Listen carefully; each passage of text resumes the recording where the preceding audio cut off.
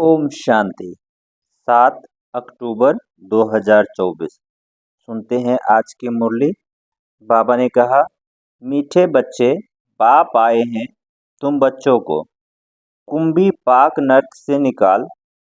बाबा ने कहा, मीठे बच्चे, बाप आए हैं तुम बच्चों को कुंभी पाक नरक से निकालने के लिए। तुम बच्चों ने बाप को निमंत्रण भी इसीलिए दिया है। सुनते हैं आज की मुरली का प्रश्न। बाबा ने कहा, तुम बच्चे बहुत बड़े ते बड़े कारीगर हो, कैसे तुम्हारी कारीगरी क्या है? बाबा ने कहा, तुम बच्चे बहुत बड़े ते बड़े कारीगर हो, कैसे तुम्हारी कारीगरी क्या है? तो इसका उत्तर है, बाबा ने कहा, हम बच्चे ऐसी कारीगरी करते हैं जो सारी दुनिया ही नई बन जाती है। इसके लिए हम कोई ईंट या तगारी आदि नहीं उठाते, लेकिन याद की यात्रा से नई दुनिया बना देते हैं। हमें खुशी है कि हम नई दुनिया की कारीगरी कर रहे हैं। हम ही फिर ऐसे स्वर्ग के मालिक बनेंगे। ओम शांति। मीठे मीठे रूहानी बच्चों प्रति रूहानी बाप समझाते हैं, तुम जब अपने अपने गांव से निकलते हो तो यह बुद्धि में रहता है कि हम जाते हैं शिव बाबा की पाठशाला में। ऐसे नहीं कि कोई साधु संत आदि का दर्शन करने व शास्त्र आदि सुनने आते हैं। तुम हो, बाबा ने कहा, तुम जानते हो हम जाते हैं शिव बाबा के पास। दुनिया के मनुष्य तो समझते हैं शिव ऊपर में रहते हैं। वह जब याद करते हैं तो आंखें खोलकर नहीं बैठते, वह आंखें बंद कर ध्यान में बैठते हैं। शिवलिंग जो देखा हुआ होता है, भल शिव के मंदिर में जाएंगे तो भी शिव को याद करेंगे तो ऊपर में देखेंगे वह मंदिर याद आएगा। कई फिर आंखें बंद कर बैठते हैं, समझते हैं दृष्टि कहाँ भी नाम रूप में अगर जाएगी तो हमारा साधना टूट जाएगी। अभी तुम जानते हो, बाबा ने कहा, अभी तुम बच्चे जानते हो, हम भल शिव बाबा को याद करते थे। भक्ति मार्ग में भल हम शिव बाबा को याद करते थे। कोई कृष्ण को याद करते थे, कोई राम को याद करते, कोई अपने गुरु को याद करते। गुरु का भी छोटा लॉकेट बनाकर पहनते थे। गीता का भी इतना छोटा लॉकेट बनाकर पहनते हैं। भक्ति मार्ग में तो सब ऐसे ही है, घर बैठे भी याद करते हैं, याद में यात्रा करने भी जाते हैं। चित्र तो घर में रखकर पूजा कर सकते हैं, परंतु यह भी भक्ति की रस्म पड़ी हुई है। जन्म जन्मांतर यात्राओं पर जाते हैं, चारों धाम की यात्रा करते हैं। चार धाम क्यों कहते हैं? वेस्ट, ईस्ट, नॉर्थ और साउथ, चारों का चक्कर लगाते हैं। भक्ति मार्ग जब शुरू होता है तो पहले एक ही भक्ति की जाती है, उसको कहा जाता है अव्यभिचारी भक्ति। सतो प्रधान थे, अभी तो इस समय है तमो प्रधान। भक्ति भी व्यभिचारी अनेकों को याद करते रहते हैं। तमो प्रधान 5 तत्वों का बना हुआ शरीर, उनको भी पूजते हैं, तो हो गया तमो प्रधान भूतों की पूजा करते हैं। बाबा ने कहा, परंतु इन बातों को कोई समझते थोड़ी है। भल यहाँ बैठे हैं, परंतु बुद्धि कहाँ भटकता रहता है। जहाँ तो तुम बच्चों को आंखें बंद कर शिव बाबा को याद नहीं करना है। जानते हो बाप बहुत बहुत दूर देश का रहने वाला है, वह आकर बच्चों को श्रीमत देते हैं। श्रीमत पर चलने से ही श्रेष्ठ देवता बनेंगे। देवताओं की सारी राजधानी स्थापन हो रही है। तुम यहाँ बैठे अपना देवी देवताओं का राज्य स्थापन करते हो। पहले तुमको पता थोड़ी था वह कैसे स्थापन हो रहा है। अभी जानते हो बाबा हमारा बाप भी है, टीचर बनकर पढ़ाते हैं और फिर साथ में भी ले जाएंगे, सद्गति करेंगे। गुरु लोग किसकी सद्गति नहीं करते हैं, यहाँ तुमको समझाया जाता है। यह एक ही बाप, टीचर और सतगुरु है। बाप से वर्षा मिलता है, सदगुरु पुरानी दुनिया से नई दुनिया में ले जाएंगे। इन सब बातों को बूढ़ी बूढ़ी माताएं तो समझ न सके। उन्हों के लिए मुख्य बात है अपने को आत्मा समझ शिव बाबा को याद करना है। हम शिव बाबा के बच्चे हैं, हमको शिव बाबा स्वर्ग का वर्षा देंगे। बूढ़ी माताओं को फिर ऐसे ऐसे तोतले भाषा में बैठ समझाना चाहिए। यह तो हर एक आत्मा का हक है बाप से वर्षा लेना। बाबा ने कहा यह तो हर आत्मा का हक है बाप से वर्षा लेना। मौत तो सामने खड़ा है। पुरानी दुनिया तो फिर जरूर नई बननी है। नई सो पुरानी। घर को बनने में कितने थोड़े मास लगते हैं, फिर पुराना होने में 100 वर्ष लग जाते हैं।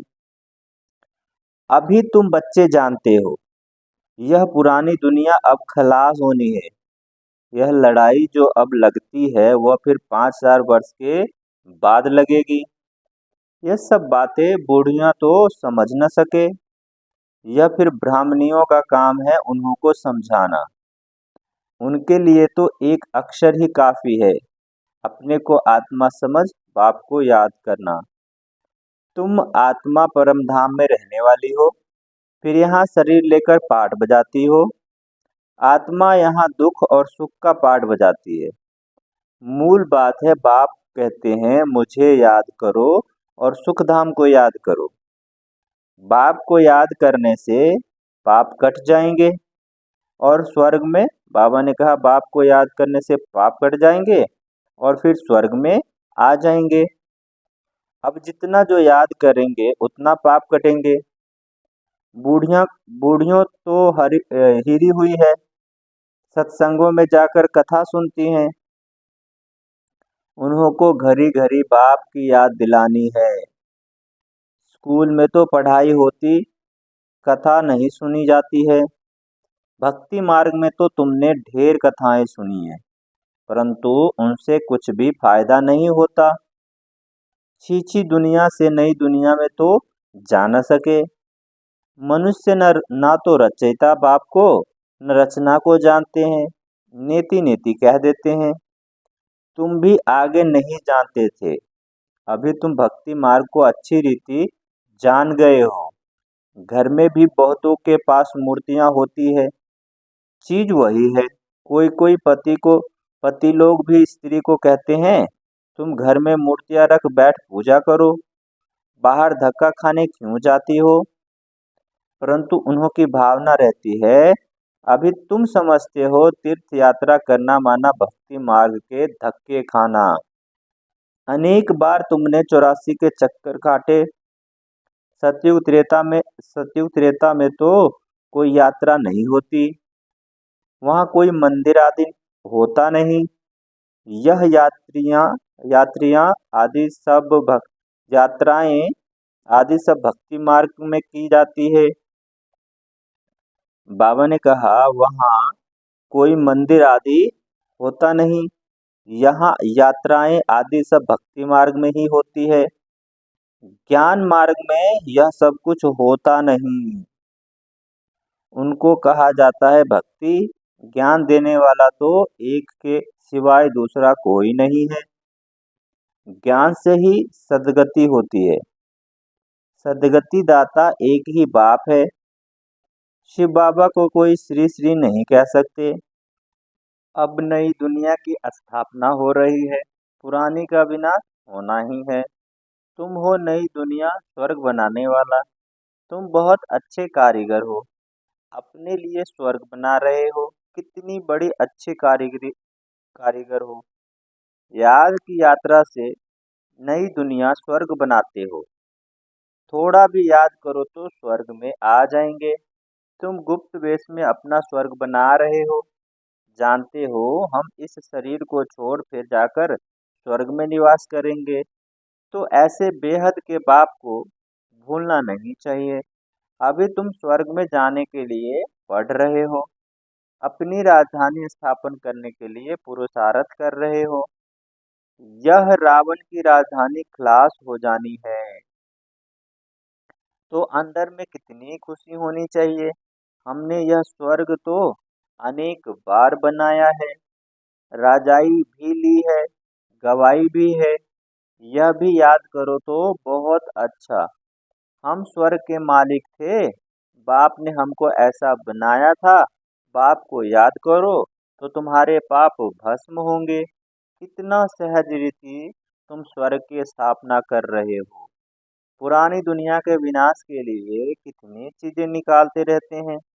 कुदरती आपदाएं, मुशल मिसाइल आदि द्वारा सारी दुनिया खत्म होंगी। अब बाप आए हैं तुमको श्रेष्ठ मत देने, श्रेष्ठ स्वर्ग की स्थापना करने। अनेक बार तुमने यह स्थापना की है, तो बुद्धि में याद रखना चाहिए। अनेक बार राज्य लिया फिर गंवाया है। यह बुद्धि में चलता रहे तो एक दो को भी यह बातें सुनाओ। दुनियावी बातों में समय नहीं गंवाओ। बाप को याद करो तो दर्शन चक्रधारी बनो। यहाँ बच्चों को अच्छी रीति सुनकर फिर उगारना है, सिमरन करना है। बाप ने क्या सुनाया। शिव बाबा और वर्षे को तो जरूर याद करना चाहिए। बाप हथेली पर वसीयत ले आते हैं, पवित्र भी बनना है। पवित्र नहीं बनेंगे तो सजा खानी पड़ेगी, पद भी छोटा पा लेंगे। स्वर्ग में ऊंच पद पाना है तो अच्छी रीति धारण करो। बाप रास्ता तो बहुत सहज बताते हैं। अच्छा, मीठे मीठे सिकी लधे बच्चों प्रति माता पिता बाप दादा का याद प्यार और गुड मॉर्निंग। रूहानी बाप की रूहानी बच्चों को नमस्ते। हम रूहानी बच्चों की रूहानी बाप दादा को याद प्यार और गुड मॉर्निंग नमस्ते। सुनते हैं धारणा के लिए मुख्य सार। पहला है, बाबा ने कहा बाप जो सुनाते हैं उसे अच्छी रीति सुनकर फिर उगारना है। दुनियावी बातों में अपना समय नहीं गंवाना है। बाप जो सुनाते हैं उसे अच्छी तरह सुनकर फिर उगारना है। दुनियावी बातों में अपना समय नहीं गंवाना है। सुनते हैं धारणा के लिए दूसरा पॉइंट। बाबा ने कहा बाप की याद में आंखें बंद करके नहीं बैठना है। श्री कृष्ण की राजधानी में आने के लिए पढ़ाई अच्छी रीति पढ़नी है। आज का मुरली का वरदान है। बाबा ने कहा मन बुद्धि को झमेले से किनारा कर मिलन मेला मनाने वाले झमेला मुक्त भव। मन बुद्धि को झमेले से किनारा कर मिलन मेला मनाने वाले झमेला मुक्त भव। कई बच्चे सोचते हैं यह झमेला पूरा होगा तो हमारी अवस्था व सेवा अच्छी हो जाएगी। लेकिन झमेले पहाड़ के समान है, पहाड़ नहीं हटेगा। लेकिन जहाँ झमेला हो वहाँ अपने मन बुद्धि को किनारा कर लो, या उड़ती कला से झमेले के पहाड़ के ऊपर चले जाओ, तो पहाड़ भी आपको सहज अनुभव होगा। बाबा ने कहा कई बच्चे सोचते हैं कि झमेला पूरा होगा तो हमारी अवस्था व सेवा अच्छी हो जाएगी। लेकिन झमेले पहाड़ के समान है, पहाड़ नहीं हटेगा। लेकिन जहाँ झमेला हो वहाँ अपने मन बुद्धि को किनारा कर लो, या उड़ती कला से झमेले के पहाड़ के ऊपर चले जाओ, तो पहाड़ पहाड़ भी आपको सहज अनुभव होगा। झमेले की दुनिया में झमेले तो आएंगे ही। आप मुक्त रहो तो मिलन मेला मना सकेंगे।